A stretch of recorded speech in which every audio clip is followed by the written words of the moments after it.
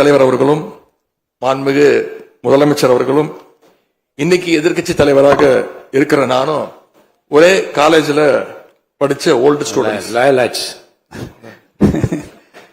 ஒரே காலேஜில் நாம படிச்சிருந்தாலும் அரசாங்கத்தை நடத்துறதுல திமுக தான் சீனியர் பேட்ச்.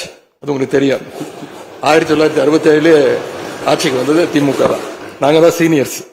அந்த அடிப்படையில் எங்களுடைய நாலேஜையும் எக்ஸ்பீரியன்ஸையும் நாங்க ஷேர் பண்ணிக்க ரெடியா இருக்கோம். அதை ஏத்துக்க நீங்களும் தயாராக இருங்க. ஏன்னா நமக்கு எப்பவுமே தமிழ்நாட்டு மாநிலத்துடைய நலன்தான் மிக மிக முக்கியம். மாண்புமிகு பேரவைத் தலைவர் அவர்களே, நீங்க போட்டியின்றி தேர்வாகியிருக்கீங்க.